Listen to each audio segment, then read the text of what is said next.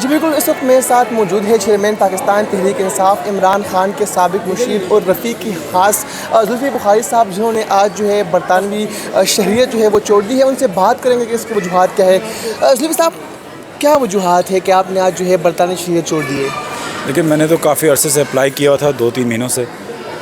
ہمیشہ میرا پلان تھا انشاءاللہ پالیٹکس میں صحیح طریقے سے آنے کا، اور میں سمجھتا ہوں کہ وہ ہے الیکشنز کی ایک ریکوائرمنٹ ہے کہ آپ صرف پاکستانی شہری ہوں اور آپ ڈیول نیشنل نہیں ہو سکتے.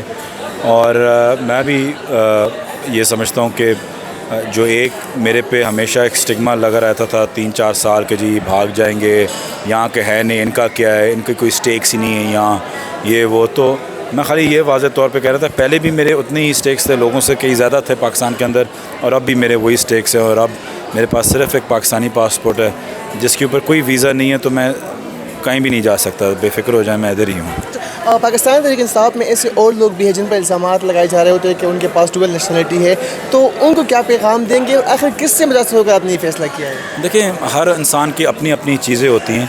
کئی چیزیں ہوتی ہیں کہ میں دینا چاہوں، کوئی اور نہ دینا چاہیں، کوئی تیسرا اس کے پاس کوئی اور ویو پوائنٹ ہو. تو میں یہ میرا ویو پوائنٹ تھا، کیونکہ میں ایک چیز کو اسٹیبلش کرنا چاہ رہا تھا، اور مجھے کوئی اس میں نہیں تھا کہ میں ڈیول نیشنل رہوں. ٹھیک ہے، میں پوری زندگی میں باہر پیدا ہوا ہوں، پوری زندگی باہر رہا ہوں، میرا کاروبار باہر ہے.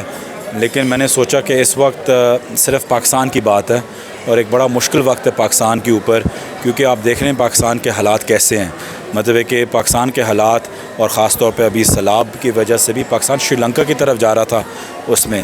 تو اگر اس وقت آپ کو کہتے ہیں نا اسٹیپ اپ نہ کریں کہ یار یہ مشکلات ہے پاکستان میں یہیں کھڑا ہوں، میں تو سب کچھ لگا دوں گا اپنا، اور یہاں کوشش کروں گا پاکستان کی مدد کرنا، تو اس میں صرف یہی فلسفہ تھا، اور وہ خان صاحب نے ہمیں سکھایا. انتخابات کی بات آپ کر رہے ہیں، اب آپ جو ہے دوری شہریت بھی آپ پاس نہیں رہی، تو کس حلقے سے آپ جو ہے الیکشن لڑیں گے؟ میں جی انشاءاللہ NA 50 اٹک سے الیکشن لڑوں گا، اور ہار جیت اللہ کے ہاتھ میں ہے.